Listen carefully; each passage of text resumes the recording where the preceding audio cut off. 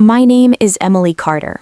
I'm 26, and the night everything I believed about my family shattered began with the quietest sound in the room, a small, careful clink of crystal. It was my graduation dinner for my master's in marketing, one of those extravagant evenings my parents loved. White tablecloths, hovering waiters, and a bill I knew I could never afford, even if I drained every account I had. I sat there in a dress bought on a maxed-out credit card, silently calculating next month's student loan payment when my grandmother raised her glass and stood. The private room went silent, like someone had pressed mute. She smiled at me, calm and proud, and said, "Emily, I am so proud of how wisely you've handled the $3,600,000 I set aside for you." For a second, I truly thought I'd heard her wrong. 3.6 million? My fork stopped halfway to my mouth. My chest tightened. The only numbers that large in my life were my student debt and apartment prices I could never touch. I stared at her and managed to whisper, "What do you mean, 3.6 million? She looked confused, like I was joking. "Your fund," she said. "The money I put away for you when you were born. Your parents told me you've been incredibly responsible with it." Around me, chairs shifted. A glass hit the table too hard. I didn't even have to look to feel the panic radiating from my parents. That was the exact moment the glossy celebration turned into a crime scene in my head, because I realized there was an entire life meant for me, one no one had ever told me about. You probably think you know exactly what you'd do if you discovered at your own graduation dinner that there was $3.6 million in your name and you'd never seen a single cent. But before you answer, stay with me, because I thought I knew too, and I was very, very wrong. The dinner officially ended an hour later. For me, it was over the second my grandmother sat down and the room filled with noise again like nothing had happened. People toasted, laughed, took photos, asked about my plans. I nodded, smiled, and didn't hear a word. I could feel my parents watching me, waiting for me to explode in front of everyone. I didn't. I went through the motions until the check was signed, the hugs exchanged, and we were standing outside under yellow streetlights. My grandmother's car arrived first. She hugged me, kissed my cheek, and whispered, "We'll talk more about your future soon, darling. I'm so proud of you." I almost told her right then that I had no idea what she meant, but my mother's hand clamped onto my shoulder. My father said, "Mom, we'll handle it. Don't worry. We'll make sure Emily keeps doing the right thing," like this was some routine parenting discussion. Grandma gave him a strange look but let the driver open the door. Then she was gone. It was just me and my parents on the sidewalk, the city humming around us. "I'm riding with you," I said. My dad tried to laugh. "You've got your own place to get to, Em. We'll talk later this week." "No," I said, surprised by how flat my voice sounded. My mom opened her mouth to argue, saw my face, and closed it. "Fine," she said. "Jason, take an Uber." My dad called to my brother, who was scrolling on his phone. Jason looked up, annoyed. "Seriously, this is about the trust thing, isn't it?" I didn't answer. I slid into the back seat of my parents' car and waited. The drive out of Manhattan felt endless. No music, no small talk, just the GPS voice in my dad's fingers tapping on the steering wheel. I stared at the backs of their heads and finally asked, "How long have you known about that money?" My mom shifted. "Emily, tonight is not the time." "How long?" I repeated. My dad sighed. "Since you were born. Mom set it up when you were a baby. You know how she is, always planning." "No," I said, "I didn't know. I found out 30 seconds before dessert because she accidentally announced it in front of everyone. Why didn't you ever tell me?" My mom twisted around. "Because you were a child, because it was complicated, because it wasn't something you needed to worry about while growing up." I'm 26, I snapped. I've been drowning in loans for years. I was eating ramen in a Brooklyn studio while you paid for that steakhouse. You didn't think I should worry about $3.6 million with my name on it? No one spoke after that. We pulled into their driveway in New Jersey, the same house I grew up in, now looking like a movie set. Inside, my dad headed for the kitchen like he always did. I stopped in the doorway. "Sit," I said. They stared at me like I'd hit them. My dad pulled out a chair. My mom stayed standing, arms crossed. "I want the truth. No vague answers, no we'll talk later. Did Grandma set up a trust fund for me or not?" "Yes," my dad said quietly. "Did you agree to manage it until I was old enough?" "Yes." "Is it really supposed to be 3.6 million now, or was she exaggerating?" My mom flinched. "It's around that. Markets go up and down. It's complicated." My throat went dry. "Okay, then where is it?" Silence. Not the awkward kind, the heavy kind, like the air itself thickened. My dad rubbed his forehead. My mom finally dropped into a chair like her legs gave out. "It's not all there anymore," she said. My heart slammed. What does that mean, not all there? "We used some of it," my dad said. "We invested for the family." I laughed, short and ugly. Invested in what? Because I didn't exactly get a better apartment out of this. My mom's voice went sharp. "Do not talk to us like we're strangers. We put you in good schools. We kept a roof over your head. We gave you every opportunity." She crossed her arms. "That trust was for the family's future, and that includes your brother." "So how much did you invest?" I asked. My dad stared down at the table. "About 2.75, he muttered. For a second, I honestly thought I might throw up. 2.75 million, I repeated. "You used $2.75 that Grandma set aside for me, and you never told me it even existed." "We didn't spend it," my mom said quickly. "We moved it. We used it to help Jason's company get off the ground, to cover expenses when the bank cut bonuses and the second mortgage. When the market tanked, it was all supposed to come back. We weren't stealing from you, we were borrowing." "Jason's company," I said slowly. "The app that crashed within a year and never left beta? That company?" My dad's jaw tightened. "It had real potential. Your brother is brilliant. He just needed runway." "I took out loans," I said, my voice shaking now. "I worked 2 jobs through school. I skipped dentist appointments because I couldn't afford them. I lived in a cheap apartment with mold in the bathroom just to make rent and minimum payments. And the whole time, you were using my trust fund like an ATM for Jason's runway and upgrades to this kitchen." My mom slammed her hand on the table. "We did what we had to do for this family. You have no idea the pressure we were under. Private school, medical bills, college costs, the market. We thought we could fix it before you ever needed the money." "When were you planning to tell me?" I asked. "When I was 40? 50? Never?" Neither of them answered. Jason hovered in the hallway, pretending not to listen, but I could see his reflection in the glass. "Did you know where the money came from?" I asked him directly. He shifted. "I knew Grandma set something up," he said.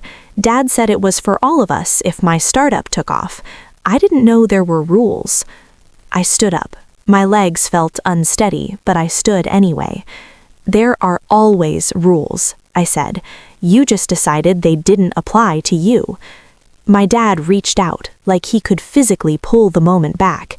"Emily, sit down. We can figure this out as a family. We can talk to Mom. We can move things around. We can make a plan." "I'm done talking tonight," I said. "The next time we talk about this, I'm going to know exactly what you did and what my options are." I grabbed my bag, walked past Jason, and stepped into the cold air. My phone buzzed with texts before I even reached the sidewalk. I ignored all of them. On the train back to Brooklyn, I opened my browser and typed, "Can parents legally use your trust fund without telling you?" Then, "How to find out where your trust money went." I scrolled through page after page of strangers' horror stories. My reflection in the dark windows stared back at me like someone I didn't recognize. And for the first time in my life, I wasn't afraid of what I might find. I was afraid of what I already knew. The next few days blurred together in a way that didn't feel real, like I'd stepped sideways out of my own life and was watching it from the ceiling. I went back to my Brooklyn apartment, dropped my bag on the floor, and didn't pick it up again for 2 days. Emails from clients piled up in my inbox. A brand I was supposed to create a campaign for sent 3 polite follow-ups, then a not-so-polite one. I stared at the subject lines and couldn't make myself care. I ordered takeout, let the containers stack up on the coffee table, and kept scrolling. Adult children whose parents drained college funds, grandparents whose wills were mysteriously changed, trust accounts that vanished into bad investments that somehow always benefited the same people.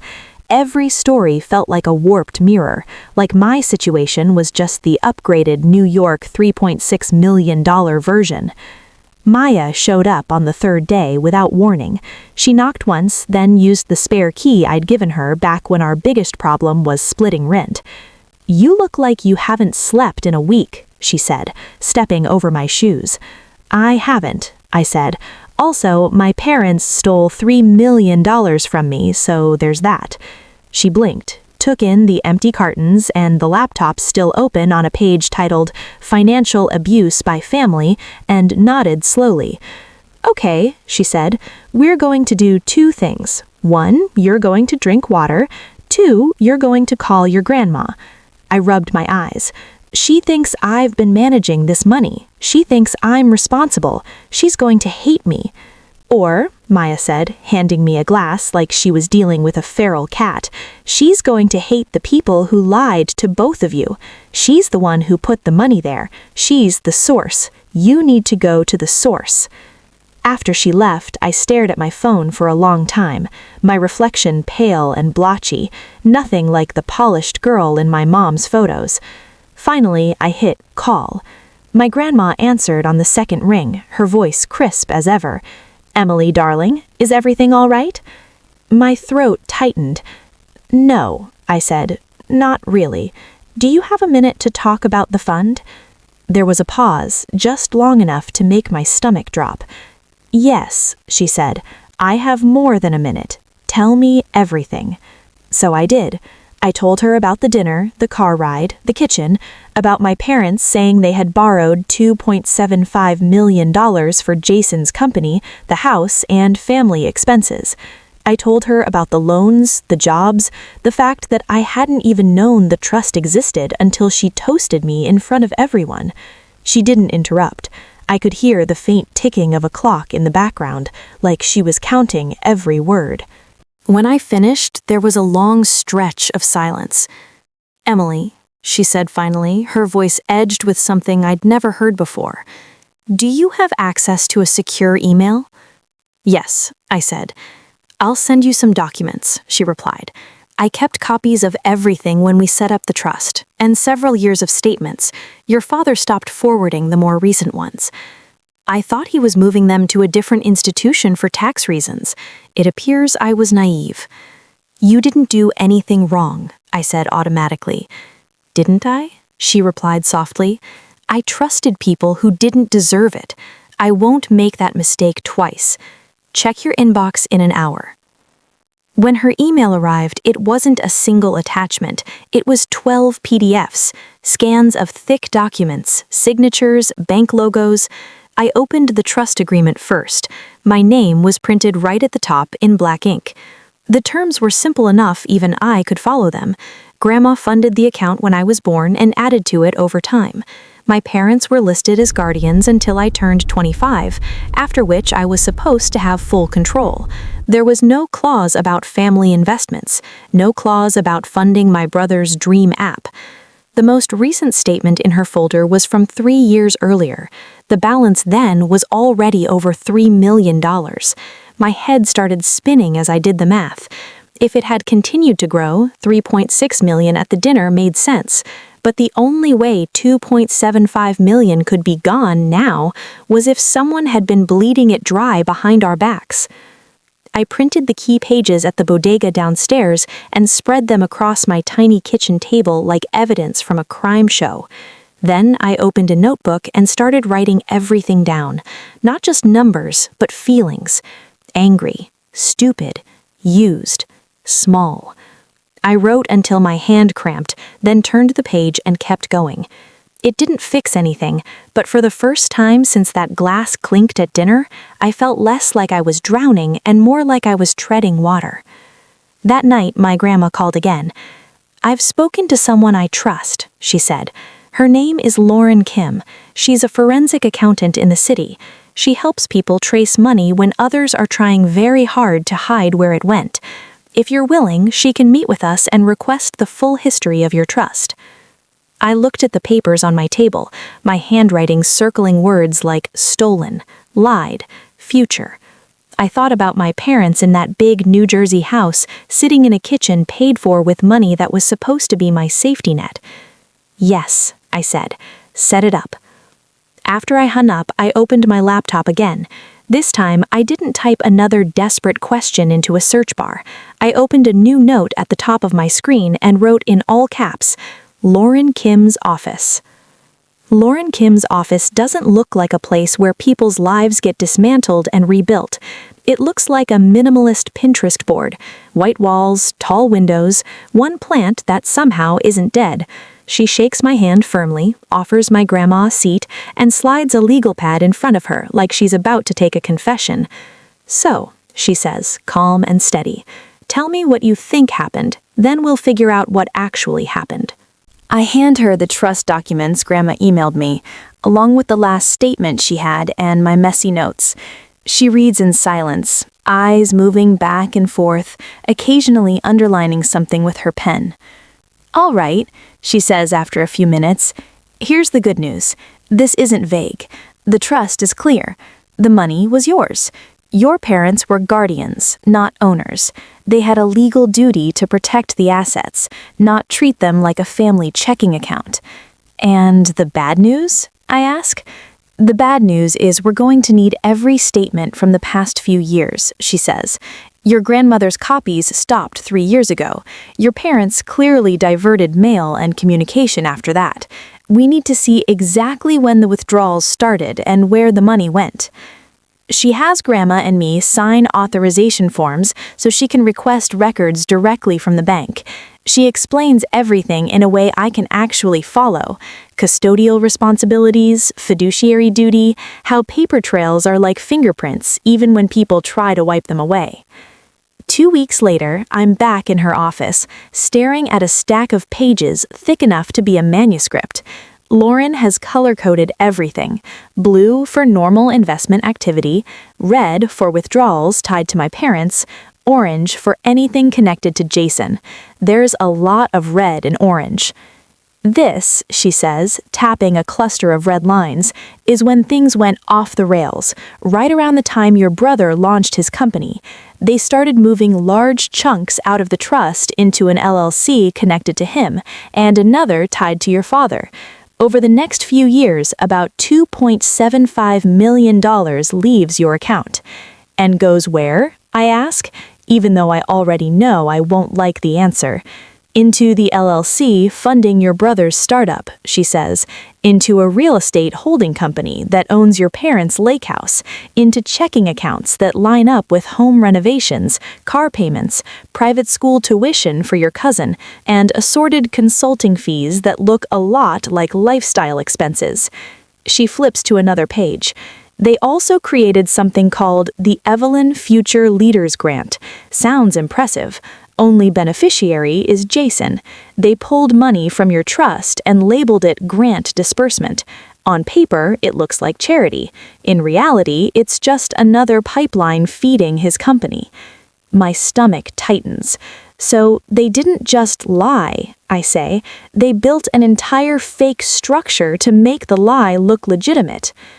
"People rarely steal this much on impulse," Lauren says. "They plan it. They rationalize it. They tell themselves it's temporary, that they'll pay it back when the big break comes. Then the big break never comes, and the hole just gets deeper. She pauses.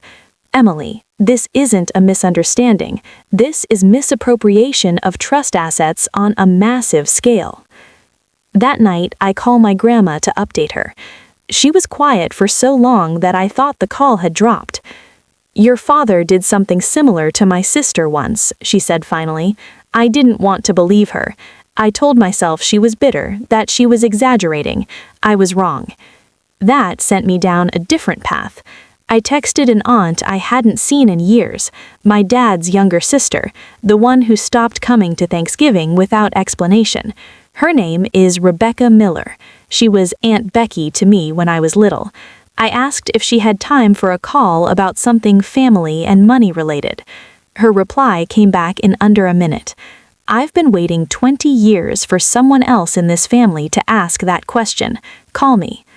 We talked for an hour. She told me how she was supposed to receive a small inheritance from our grandfather, enough for a condo, how my dad managed the estate, and then told her the taxes had wiped it out. She never saw a single statement, never had proof, just a sick, lingering feeling that he'd taken what was hers.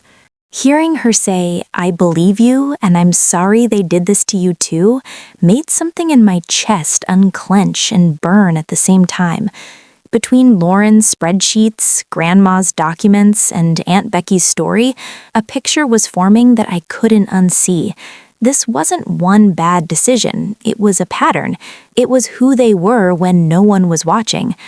Lauren met with me and Aunt Becky over video and laid out the next steps. We send a formal demand letter, she said.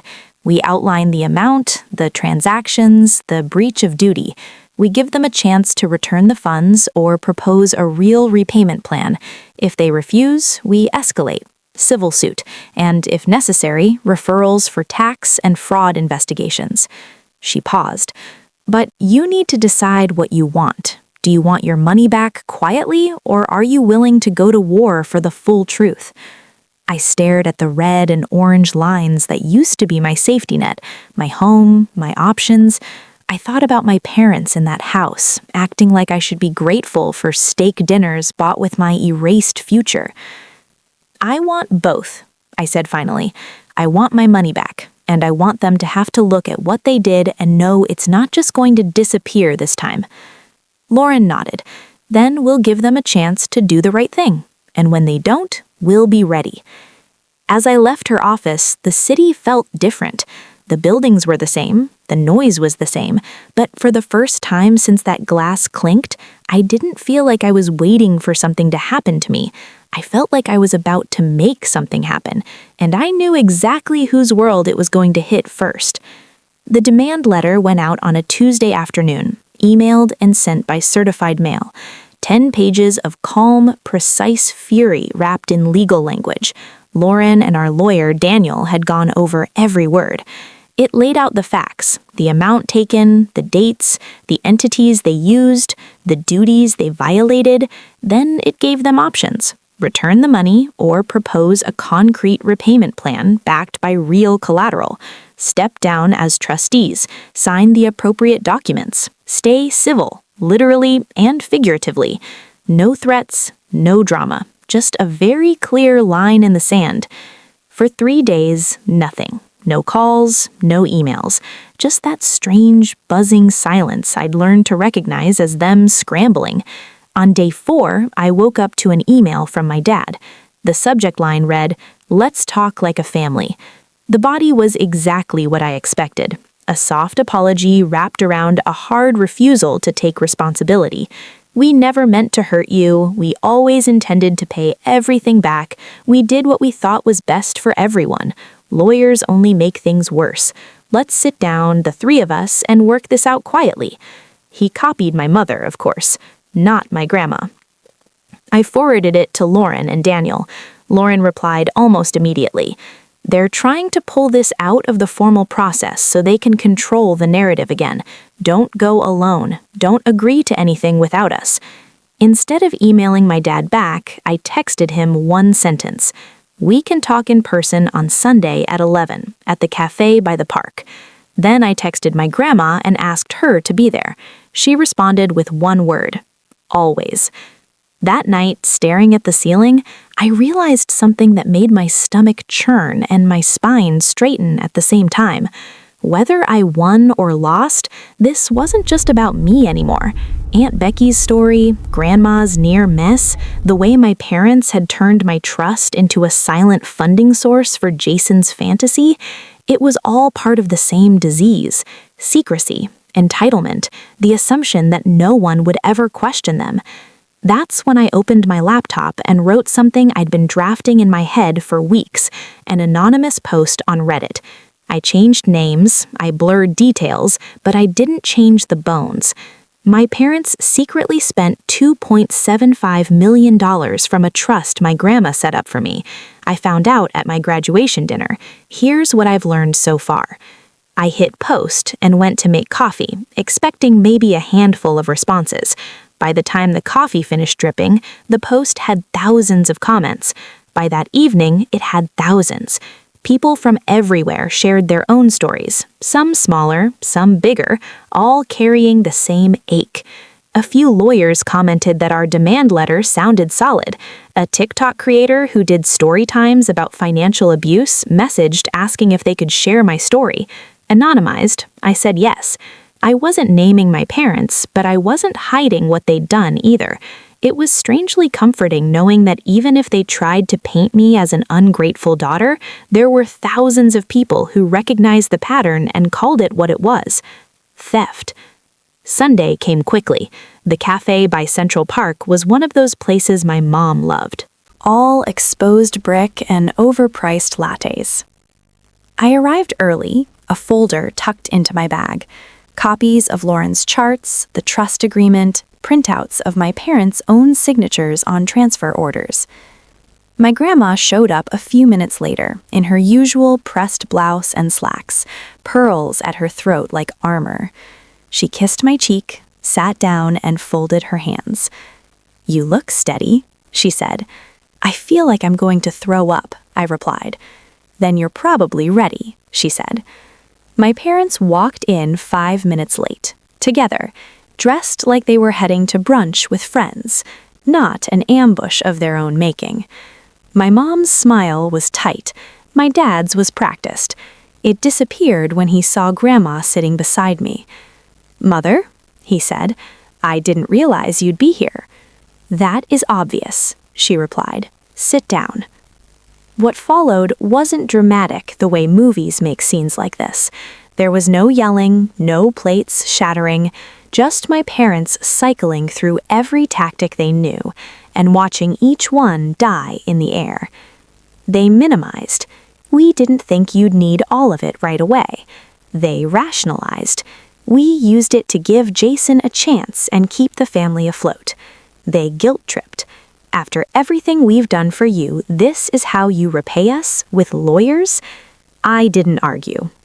I laid out the papers, pointed to the dates, the entities, the fake grant. I told them the exact number Lauren calculated, down to the last cent. My dad's face went gray. My mom's hand shook as she flipped through the pages. "You were never supposed to see this," she whispered, and then realized exactly what she'd just admitted. I told them about the demand letter, the timeline, the consequences. I told them about Aunt Becky. I watched my father flinch when he heard her name. And then, because I am my grandmother's granddaughter, I gave them one final clean choice. Honor the demand. Sign the documents. Step back. Spare yourselves the public humiliation of a trial. Or refuse, and let this go as far as it needed to go. They didn't answer that day. My dad said they needed time to think. My mom said she felt betrayed.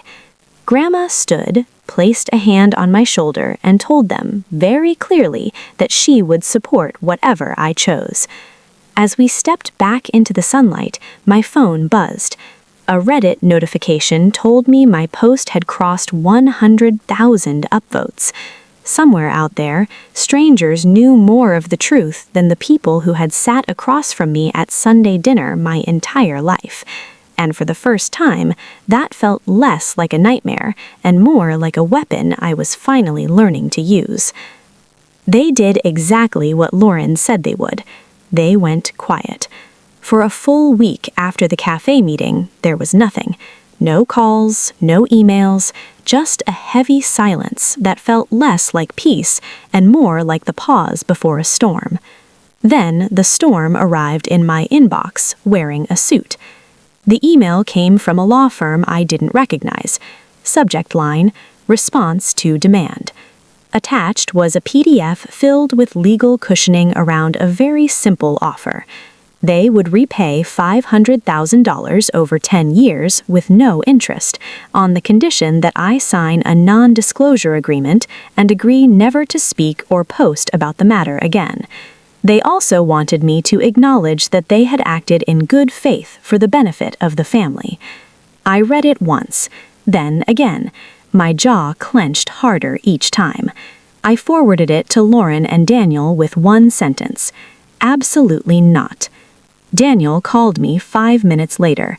"This is insulting," he said. "They're testing how serious you are. We are going to show them."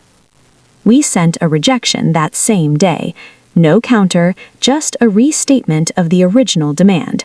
Full restitution of the $2.75 million taken from the trust, reasonable interest, removal of my parents as trustees, and no gag order. A few days later, another email arrived, this time for $750,000, still with an NDA, still wrapped in language about avoiding unnecessary pain. I didn't even reply myself. Daniel drafted a 2-sentence response, then looked at me across his desk. "You understand what happens if we push this button," he said. "Once we file, this becomes public record. There's no going back to quiet." I thought about the Reddit thread, hundreds of strangers telling me I wasn't crazy. I thought about Aunt Becky, about my grandma's face in that cafe, about the years I spent making minimum payments while my trust paid for lake views and new countertops. "Push it," I said. "I'm done being their secret." The civil suit was filed in New York Supreme Court 2 weeks later. The caption had my name on one side and my parents' names on the other. Seeing it in print made my hands shake, not with fear, but with anger that finally had somewhere to go. Discovery was brutal, just not for us. Jason sat behind them, shifting in his seat, his eyes landing everywhere except on me. I testified on the first day. It wasn't a dramatic movie monologue. It was me answering questions, telling the same story I'd already told 100 times, except now a court reporter was typing every word. I talked about the graduation dinner, the car ride, the kitchen confrontation, about the loans, the jobs, the nights I lay awake wondering how I was going to make next month's rent while a fund with my name on it was quietly being drained. Daniel walked me through the documents. I identified the trust agreement, the statements, the transfer authorizations my parents had signed. The judge listened, occasionally asking a clarifying question, his expression giving nothing away. Grandma testified next. She looked small in the witness box, but there was nothing small about her voice. She told the court why she created the trust, how it was meant for me specifically, not as a general family fund. She explained how she had trusted her son to manage it, and how that trust had been betrayed. When Daniel asked whether she had ever consented to the money being used for Jason's startup, for the lake house, or for private school tuition for anyone else, she looked straight at my parents and said one word: never. Lauren followed with her color-coded charts. She traced the flow of money the way someone explains a circuit diagram: clean, precise, impossible to ignore. Then Aunt Becky testified about her inheritance years earlier, how my father told her taxes had wiped it out, how she never saw a single document. Their lawyers did their best to reframe the story. They portrayed my parents as loving but overwhelmed people who made imperfect choices under financial pressure. They suggested that because I benefited from the house and schooling growing up, the trust had indirectly helped me, and therefore using it for those things wasn't really theft. The judge did not look impressed. On the third day, after closing arguments, he recessed and returned with a written decision. He read the key findings aloud. He ruled that my parents had breached their fiduciary duty as trustees, that they had willfully misappropriated trust assets for unauthorized purposes, that disguising withdrawals as grants and investments demonstrated awareness of wrongdoing, not confusion. He ordered them jointly and severally to repay the full $2.75 million loss to the trust, plus interest, within 120 days. He removed them as trustees effective immediately and appointed a professional trustee to oversee the account. He authorized liens on their properties and accounts to secure the judgment and referred portions of the case to state tax authorities for review. My mother started crying, quiet, shaking. My father stared straight ahead, his face completely blank, like if he didn't react, it might somehow not be real. What I felt surprised me. Not joy, not relief exactly, more like a deep, heavy exhale I'd been holding for years without realizing it. Outside the courthouse, the air felt colder and cleaner. Lauren shook my hand. Daniel said, "Congratulations, you just held them accountable in the one place they can't talk their way out of." I looked up at the gray stone building behind us and thought about all the nights I'd wondered if I was overreacting, if I was ungrateful, if I should just swallow it, the way Aunt Becky had been forced to do. The answer sat in Daniel's briefcase, stamped, signed, final. They had taken my future and treated it like a slush fund. Now, for once, the consequences were theirs to live with. The money didn't arrive with any dramatic sound effect. There was no confetti, just a refreshed balance on a screen that made my hands shake so badly I had to set the phone down. The trustee wired the restored funds in stages as the house sold, the lake place sold, and the investments were liquidated. Every time another portion landed, I paid something off. First, the student loans. Years of an estimated payoff date in 2043 vanished in a single afternoon. Then the credit cards, the lingering medical bill I'd been avoiding.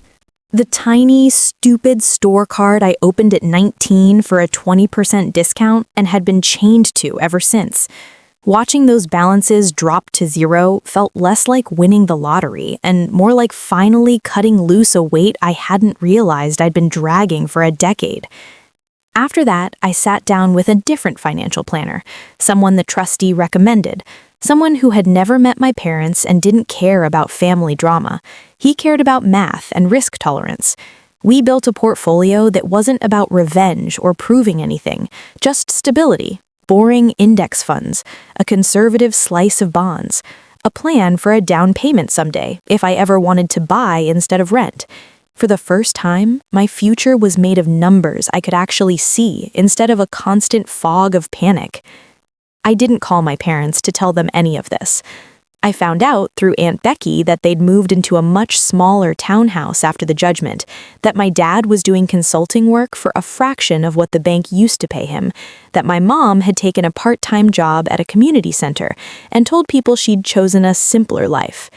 Jason ended up behind the counter at an electronics store, explaining laptop features to customers, devices bought with the kind of money he once burned through in a week. I didn't gloat. I didn't need to. Their consequences were unfolding with or without my attention. What I did pay attention to were the emails from strangers. After the case became public record, online sleuths connected it to my anonymous Reddit post. Eventually, anonymity stopped feeling useful. I agreed to one interview, with boundaries, and then I launched the thing I'd been scribbling about since the night I spread those trust papers across my kitchen table. A podcast. Every episode, I talked to someone who had been financially betrayed by the people they were supposed to trust most. Parents, spouses, siblings. I brought on lawyers, accountants, therapists. We broke down red flags, basic concepts like what a trustee is actually required to do, how to ask questions without feeling like you're accusing everyone of being a thief. I called it glass half full.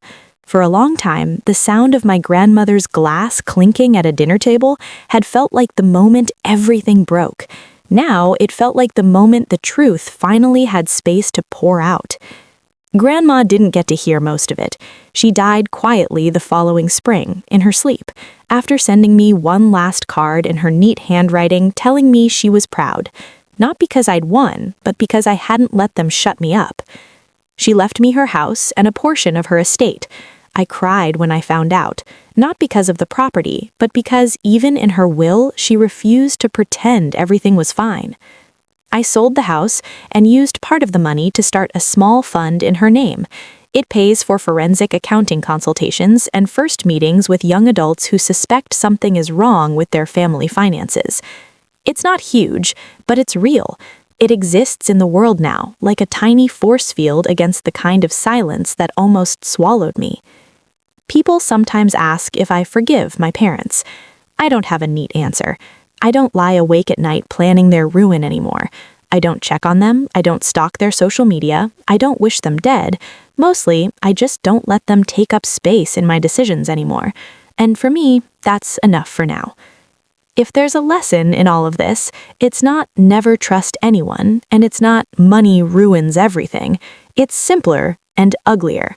Power without accountability will always find a way to take more, especially when it can hide behind words like family and sacrifice.